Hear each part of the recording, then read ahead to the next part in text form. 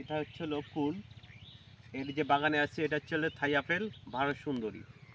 অনেকে এটার নাম জানেন, বাট এটার যে ফলন মাশাল্লাহ আপনারা দেখতেছেন ফলন। আর এই যে জমিটা, এটা দেখা যাচ্ছে যে ফলগুলো হয়েছে, এটা হারভেস্ট হবে মেবি ডিসেম্বরের মাঝামাঝি থেকে ফেব্রুয়ারি পর্যন্ত, এই সময়ে এটা হারভেস্ট হবে। আর এই যে কুল বাগান, এই যে কুল বাগানের যে আপনারা যে কুলগুলো দেখতেছেন, ব্যাপক কিন্তু ফলন। আর আদার্স যে বাগানগুলো ওইদিকে যদি আপনারা তাকালে কিন্তু ওই ধরনের ফলন পাবেন না। এখানে যে ফলনগুলো হয়েছে নিশ্চয় তো কোনো একটা কারণ আছে।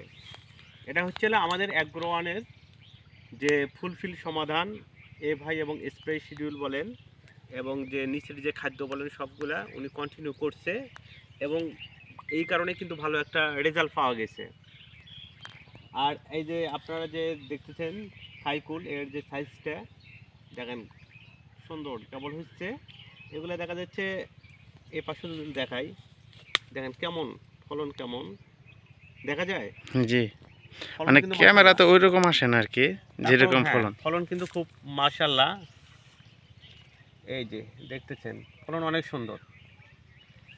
যে ভাই বা যে চাষি ভাইয়েরা আছে যারা কুল বাগান করতেছেন, তারা চাইলে আমাদের অ্যাগ্রোওয়ানের ফুলফিল বা ওয়ান স্টপ যে সমাধান আপনারা নিতে পারেন। স্প্রে শিডিউল থেকে শুরু করে সার প্রয়োগ এবং কখন কোন সময় কি স্প্রে করতে হবে, কতটুকু কী পরিমাণ সার দিতে হবে, সবগুলা আমরা আপনাদেরকে পরামর্শ দিয়ে থাকব। যদি আপনাদের বাউকুল বা আপেল কুল বা এটা যে থাই আপেল, এগুলো যদি কেউ করেন, তাহলে আপনারা আমাদের সাথে যোগাযোগ করতে পারেন এবং যতগুলো আছে, মানে শুরু থেকে চাষাবাদ শুরু থেকে জমি প্রস্তুত থেকে শুরু করে ফল হারভেস্ট পর্যন্ত, কখন কিভাবে কী সার এবং কী স্প্রে দিতে হবে, কতদিন পর পর পানি দিতে হবে, কিভাবে পরিচর্যা করতে হবে, সব কিছু আমরা আপনাদেরকে পরামর্শ দিয়ে থাকি বা দেব।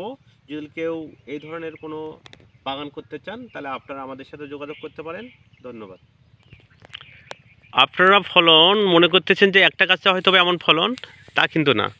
আমরা এইটা একটা দেখালাম, এই পাশে যদি আবার আপনাদেরকে দেখাই, এই যে এখানে একটা দেখেন,